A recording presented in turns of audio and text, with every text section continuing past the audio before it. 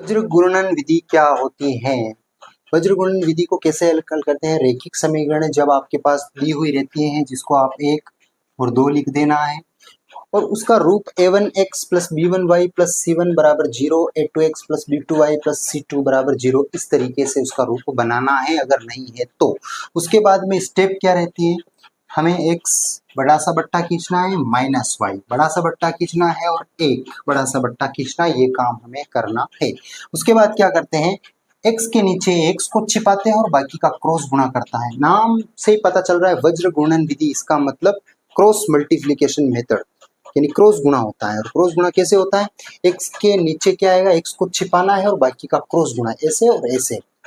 तो ऐसे और ऐसे करेंगे तो -8 का गुणा 1 में हुआ तो -8, और इन दोनों का गुणा करेंगे तो 5 दूनी 10, माइनस के 10, देखो इससे आ रहा -10, तो ये -10 आया और ये माइनस सूत्र का है और ये -10 आया। ठीक है, माइनस वाई यानी कि y की जगह y को छिपाना है और बाकी का गुणा करना है। तो 8 दूनी 16, क्या आया? माइनस का 16, और ये सूत्र का माइनस लगाना है।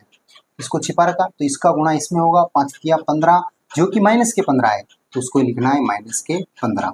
और ये अचर को छिपाना है, 1 के बट्टे में क्या लिखना है? अचर को छिपाते हुए बाकी का गुणा करना है। तो बाकी का गुणा इसका इसमें होगा, तो 2 दूना 4 और 3 1 कम 3, और इस सूत्र का माइनस। ठीक है, आगे कैसे होगा? ये x बटा, इनको हल करेंगे, -8 माइनस का माइनस में गुणा तो प्लस, ये 10 हो गया, ये माइनस वाई और ये माइनस के 16, माइनस का माइनस में गुणा हुआ तो प्लस हो गए, और ये 15 हो गए।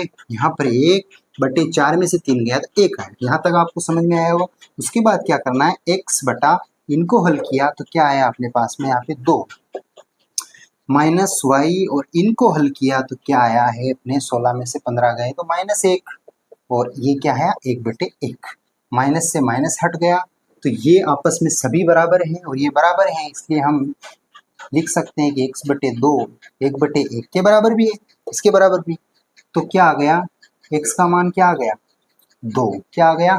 2। चूंकि y बटे 1 भी बराबर है 1 बटे 1 के, तो इसका मतलब y का मान क्या आ गया? 1। इस तरीके से हम मान निकाल सकते हैं। Thank you.